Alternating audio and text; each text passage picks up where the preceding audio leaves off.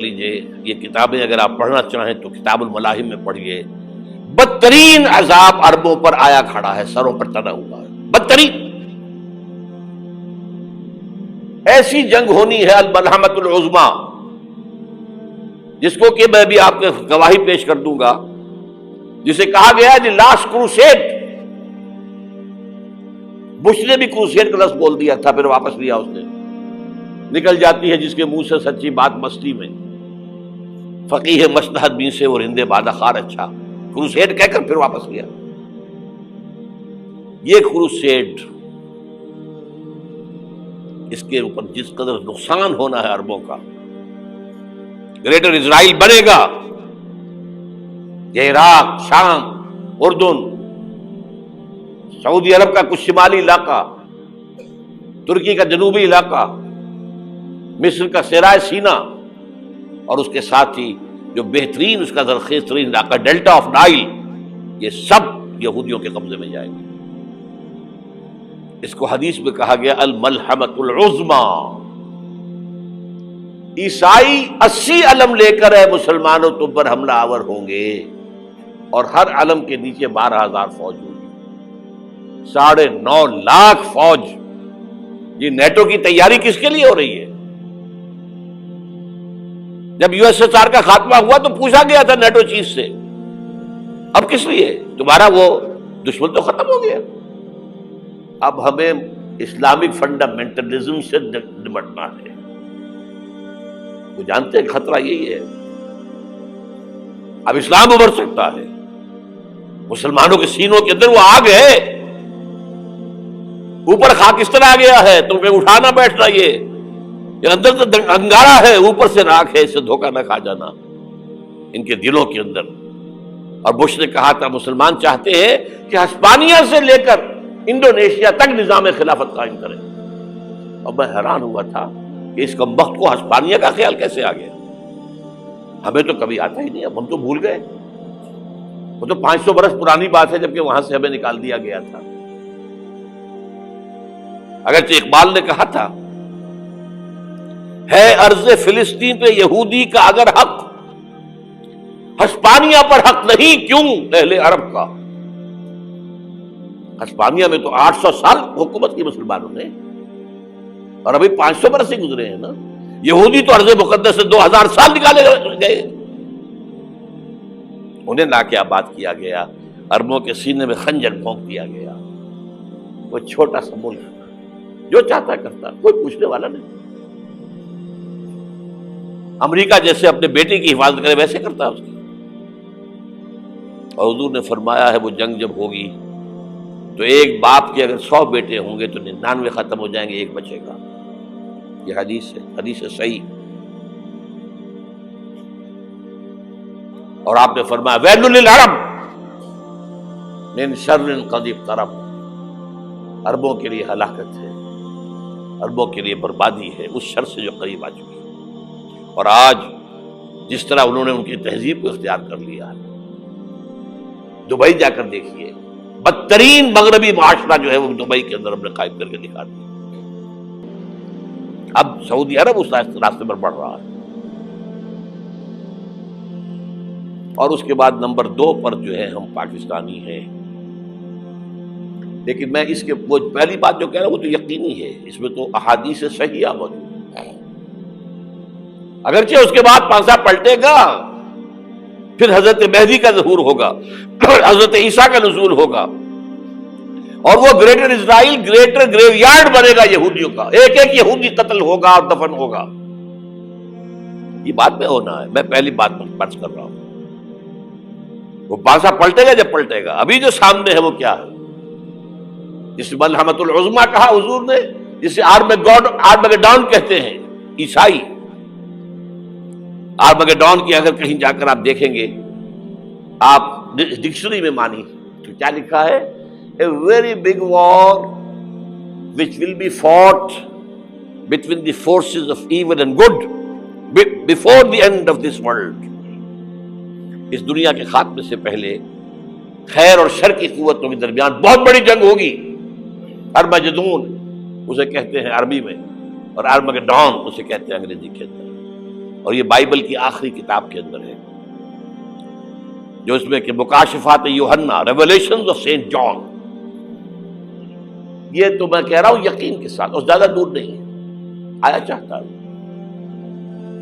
اس لیے کہ یہودیوں کا اور عیسائی جو کنزرویٹوز ہیں، نیو کنزرویٹوز، ان کا 5 نکاتی ایجنڈا ہے متفق علیہ، جس کے تحت کہ یہ جنگ صلیبی شروع کی گئی ہے. تو سن لیجئے آپ. آرمیگیڈون نمبر 1، گریٹر اسرائیل قائم ہو جانا اس کے نتیجے میں نمبر 2، مسجد اقصی اور قبۃ الصخرہ کو گرانا نمبر 3، وہاں تھرڈ ٹیمپل، وہ مسجد جو حضرت سلیمان نے بنائی تھی 1000 قبل مسیح میں، پھر برباد کی تھی نبوکدنضر نے، دوبارہ بنائی گئی، پھر دوبارہ ختم ہوئی 70 عیسوی تک گری پڑی ہے. ان کا خانہ کعبہ گرا ہوا ہے 70 عیسوی سے لے کر آج تک. ایک دیوار ہے ویلنگ وال، جہاں جاتے ہیں، روتے ہیں، پیٹتے ہیں، ماتم کرتے ہیں، وہاں وہ بنے گا تھرڈ ٹیمپل.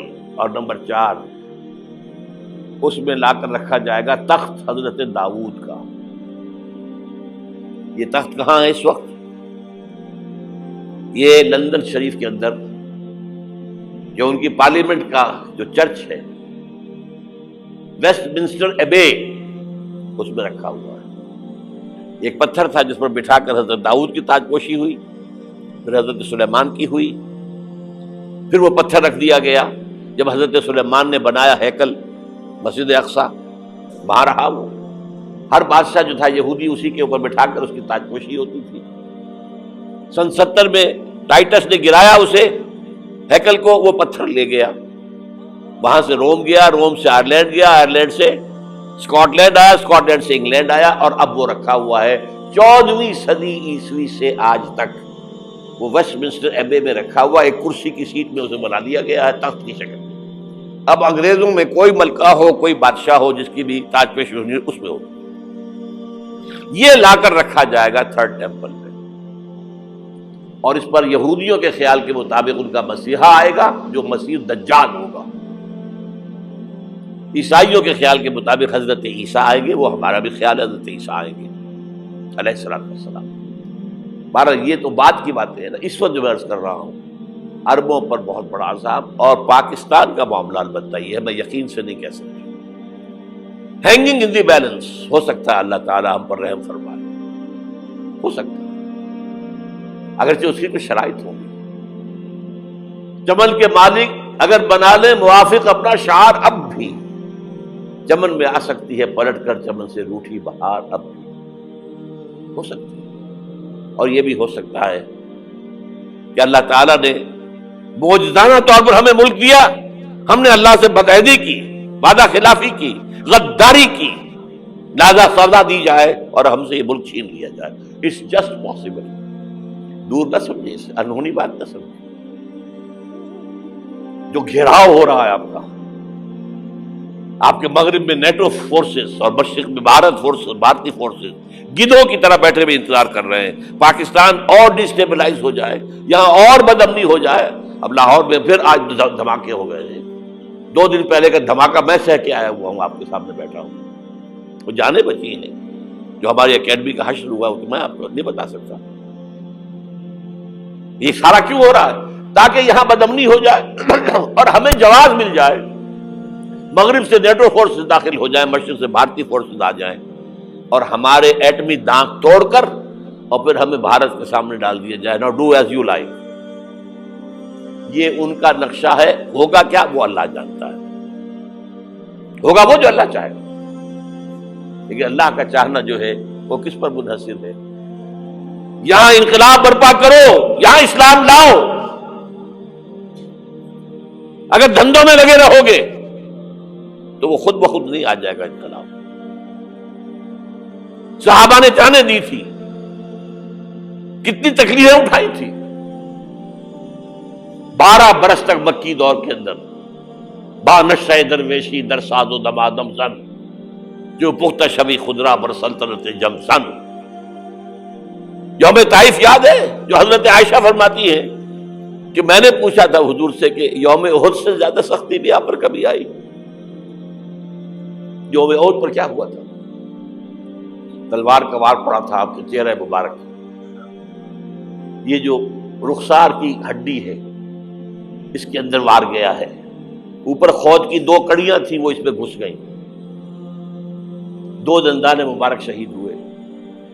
وہ خود کی کڑیاں ایک صحابی نے اپنے دانتوں سے پکڑ کے کھینچنے کی کوشش کی، دانت نکل گئے، وہ نہیں نکلی، کیا جتن کر کے نکالی گئی ہوگی تو خون کا فوارہ آیا، اتنا خون گیا ہے کہ آپ بے ہوش ہو گئے، گر گئے، اور مشہور یہ ہو گیا کہ آپ کا انتقال ہو گیا، شہادت ہو گئی۔ یہ سیرت کبھی پڑھی ہے؟ حضرت عائشہ کے ہوش کا تو یہی دور تھا نا، یوم طائف میں جو آپ کی کیا تھی، بچی تھی، انہیں کیا پتا کیا ہو رہا ہے حضور کے ساتھ۔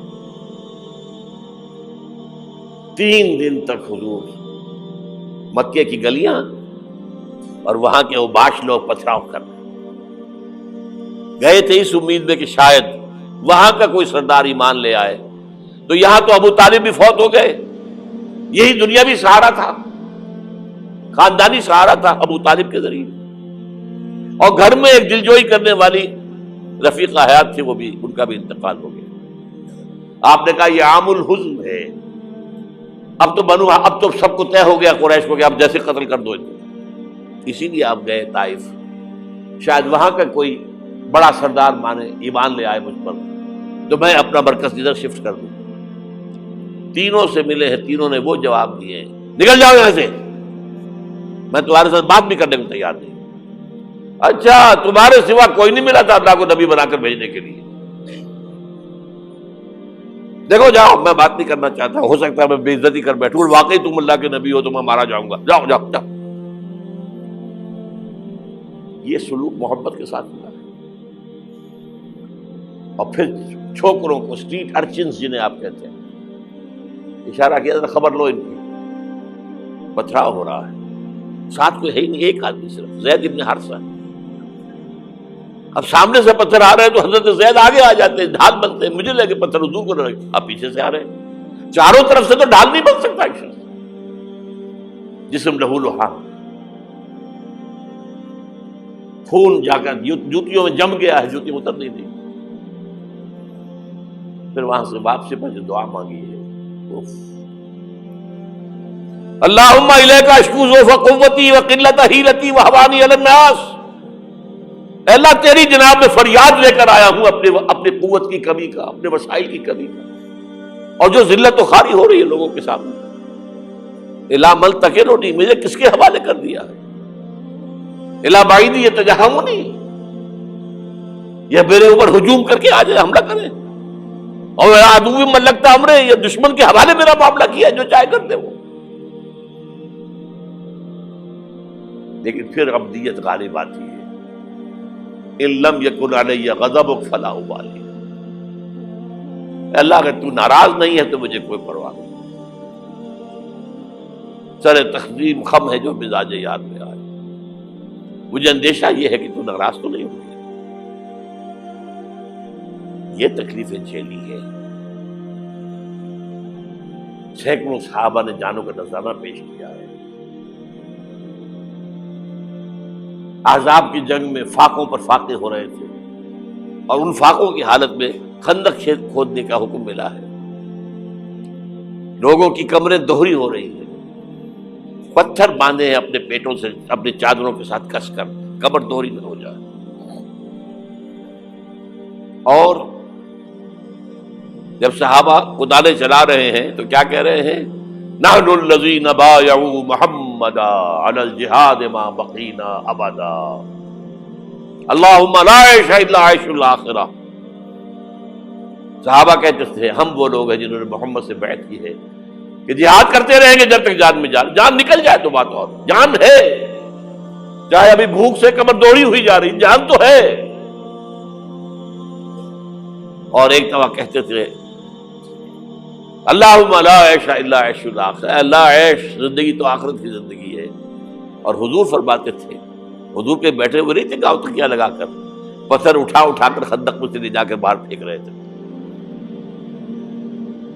جب صحابہ کہتے ہیں اللہم لا عیش الا عیش الاخرہ، حضور فرما رہے ہیں فاغفر للانصار والمہاجرہ، اے اللہ ان انصار اور مہاجرین کی مغفرت فرما دو۔ پھر حضور کی خدمت میں کچھ لوگ آئے، حضور اب یہ فاقہ ناقابل برداشت ہو گیا، دیکھیے ہم نے یہ پتھر باندھے ہوئے اپنے پیٹ کے ساتھ۔ حضور نے کرتا اٹھا کر دکھایا، وہاں 2 پتھر بندھے ہوئے۔ یہ ہے سیرت النبی۔ آپ کس چیز کو سیرت النبی سمجھتے ہیں؟ بہرحال اس موضوع پر میری ایک کتاب ہے منہج انقلاب نبوی، کہ انقلاب کیسے آیا تھا۔ اگر دل میں ذرا بھی آرزو پیدا ہو گئی ہو کہ اللہ قبول کر لے مجھے قبول کر لے اس کام کے لیے، تو وہ کتاب آپ کے لیے مسٹ ہوگی، اس کا پڑھنا۔